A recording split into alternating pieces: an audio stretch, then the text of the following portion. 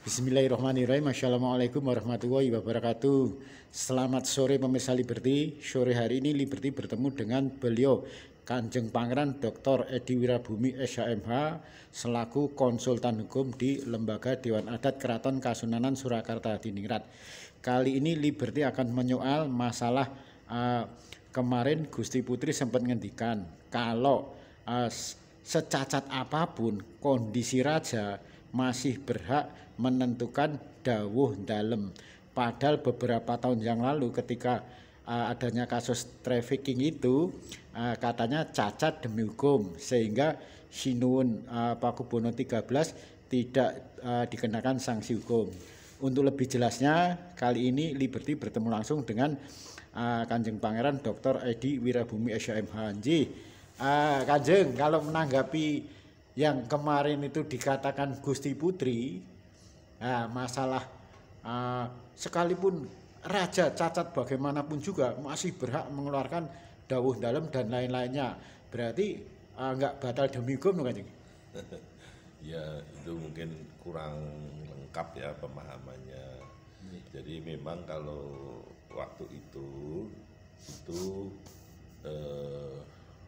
tidak bisa diperiksa karena lawyernya menyampaikan hasil rekam kesehatan dari Rumah Sakit Angkatan Darat, di mana di situ disebutkan cacat permanen sehingga tidak bisa dikenakan sanksi hukum itu. Oleh karena itu kasusnya kemudian juga berhenti saat itu. Nah, kalau kaitan sama keterangan bahwa raja secacat apapun bisa mengeluarkan dawuh, tidak cacat saja kalau dawuhnya itu kemudian tidak berada pada posisi yang bisa dipertanggungjawabkan, maka dawuh itu juga tidak perlu dijalankan kan begitu. Apalagi kalau tidak dalam keadaan yang sehat jasmani dan rohani, maka dawuhnya juga harus kita cermati, kita tinjau apakah kemudian dawuh itu memenuhi syarat untuk dijalankan atau tidak, seperti itu. Jadi pemahaman terhadap sesuatu itu memang mesti komprehensif, holistik, dan kemudian juga ini asas manfaatnya apa sih dawuh ini gitu. Kalau sekiranya dawuhnya ini membawa kesejukan, membawa kesejahteraan untuk masyarakat yang lebih luas, dan terutama juga sejalan dengan aturan yang berlaku di dalam keraton, mungkin perlu diikuti. Tapi kalau kira-kira sebaliknya ya kita harus tahu sendiri bagaimana untuk istilahnya menghindarkan diri dari hal-hal yang membawa keburukan gitu, kira-kira seperti itu.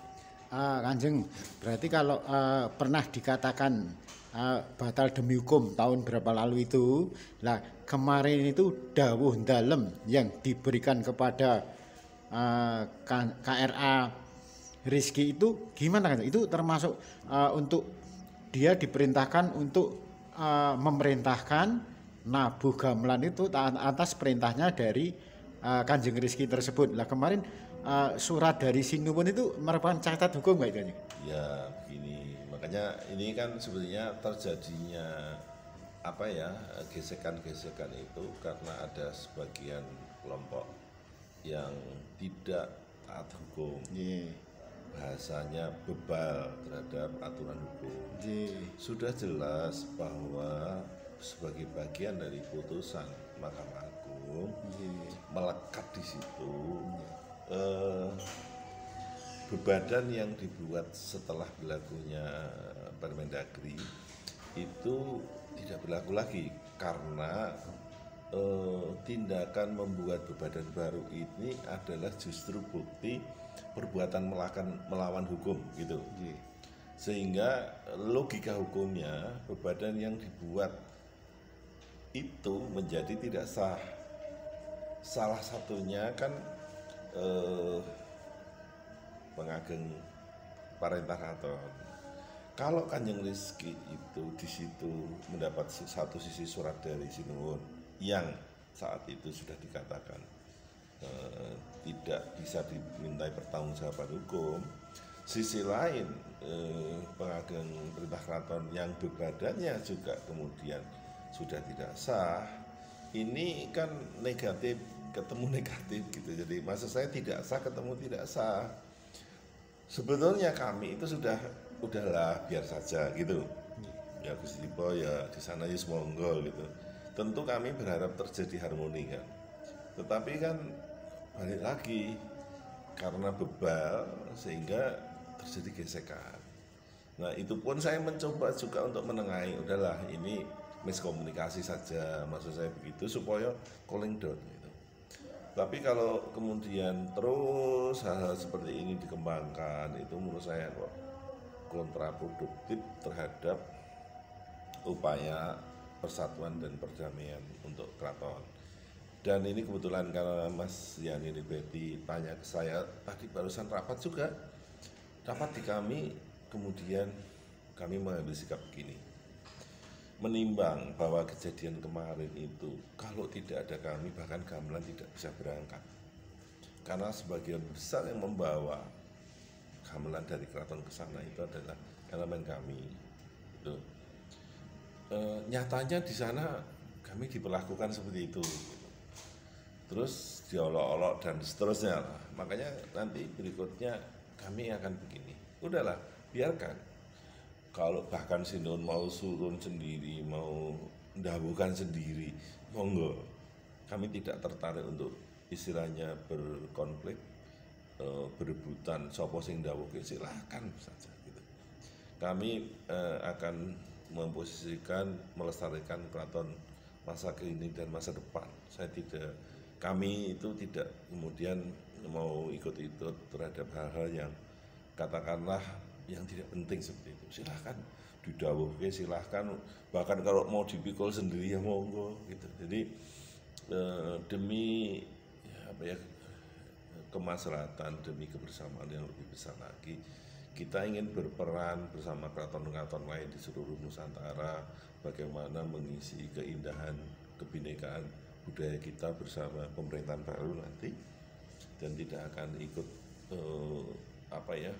berkonflik terhadap hal-hal yang sepele-sepele begitu. Ngaten. Ini panjenengan yang tahu pertama ini. Kanjeng.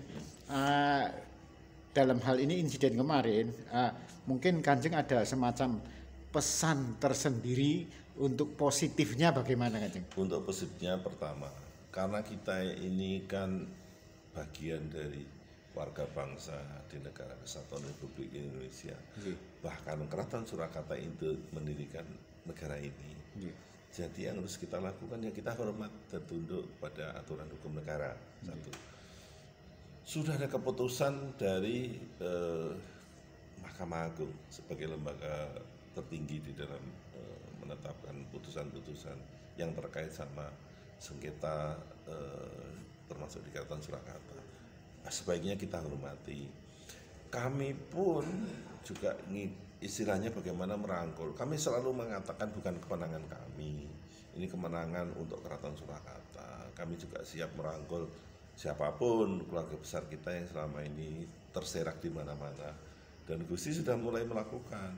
Tapi kalau masih aja orang-orang yang tidak taat hukum, yang kemudian orang Jawa mengatakan ngelicipi pangsing papa, itu menurut saya berbahaya sebagai bagian dari warga besar keraton.